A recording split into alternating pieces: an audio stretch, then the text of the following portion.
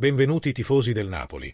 Mettete mi piace al video e iscriviti al canale così potrete rimanere sempre aggiornati sulle novità della nostra squadra del cuore.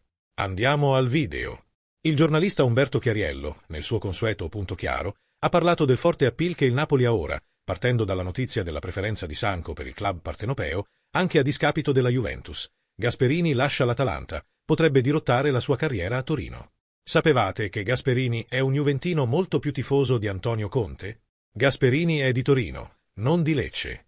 È nato juventino, a Roma direbbero debole. Allena le giovanili della Juventus, il sogno della sua vita è finire la carriera allenando la Juventus. Cosa fa? Rinuncia, perché ritiene più entusiasmante il progetto Roma proposto da Ranieri.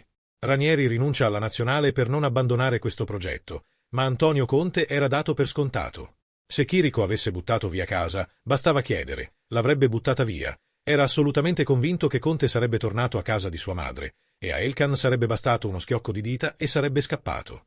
Dopotutto, a casa a Torino, la sua vita è a Torino. È un tifoso della Juventus, lo ha dichiarato di recente, senza ombra di dubbio. Gli è bastato sedersi con De Laurentiis e dissipare ogni dubbio. Ha scelto Napoli, non ha nemmeno analizzato la proposta della Juventus. Kevin De Bruyne ha ricevuto doppie, triple offerte da arabi, turchi e americani. Ma lui che si è sposato qui, un belga che è vissuto per 10 anni nelle nebbie di Manchester, che è una città noiosa, piccola e noiosa, non lo dico, sceglie la nostra costa e sceglie il progetto Napoli, perché vuole vincere di nuovo. Sono l'unico a ricordare i Gonalon e i Kramer, che hanno rifiutato Napoli perché era pericolosa e le loro mogli non volevano venire. La moglie di Gonalon era incinta e non poteva partorire a Napoli. Un figlio è nato a Napoli, da un giocatore belga di nome Ciro, che ha deciso di vivere qui e ora è anche nostro concittadino. Uno come Spalletti, tornato ad allenare i Cioni dopo lo straordinario campionato napoletano e il fallimento in nazionale, ha un titolo tatuato sul braccio ed è cittadino napoletano. Parla un toscano inconfondibile.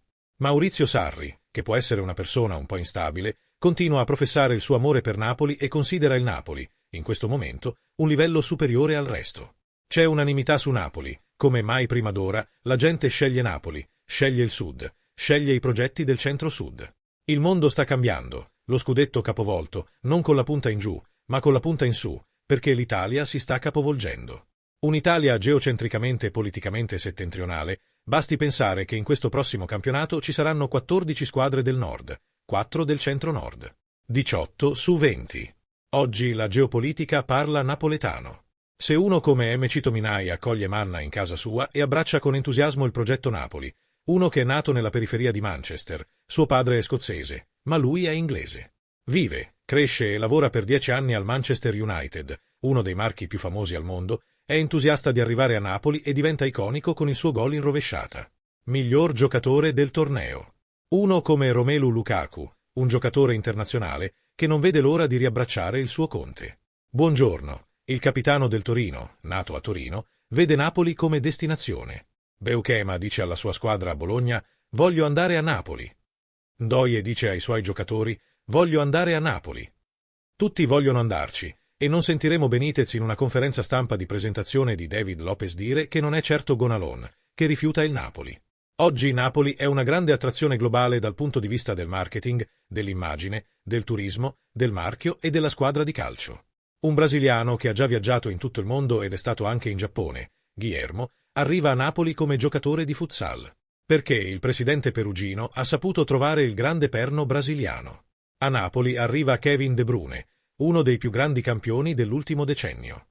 E oggi è una corsa a chi indosserà la maglia azzurra, se non la chiamiamo rivoluzione copernicana, non so come chiamarla.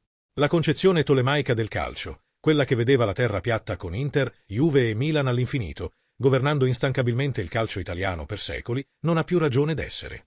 Il nuovo Copernico è un visionario, uno che veniva deriso quando parlava e si chiamava Aurelio De Laurentiis. Oggi è il riferimento del calcio europeo, perché nessun altro sa fare soldi nel calcio e associarvi i risultati. Siccome il tempo è galantuomo, c'è poco tempo per discutere. Quando si sa lavorare, anche Napoli, o meglio, Napoli soprattutto, può essere vittoriosa. Questo è il messaggio che stiamo lanciando al mondo. Il difensore dell'Al Hilal, Kalidou Koulibaly, ha parlato a Sport Mediaset, concentrandosi sull'impatto del nuovo allenatore Simone Inzaghi. Ci hanno sottovalutato? È stata una grande partita contro il Real, che è la squadra più forte del mondo. Volevamo dimostrare di essere una squadra unita e con dei valori. Lo abbiamo dimostrato in campo e dobbiamo continuare così. Abbiamo lavorato con Inzaghi solo per 4 a 5 giorni, ma abbiamo giocatori che lo conoscono bene e sono molto intelligenti. Gli abbiamo dato tutte le informazioni che potevano essere utili. Lo abbiamo dimostrato in campo e ora dobbiamo continuare così. Veniamo dal calcio europeo, non credo che ci abbiano sottovalutato, ma per migliorare questa partita dobbiamo continuare così. Cosa può dare Inzaghi? È un grande allenatore, lo ha dimostrato raggiungendo la finale di Champions League, può darci la sua esperienza. È un peccato che non abbiano vinto il campionato, anche se sono contento per il Napoli.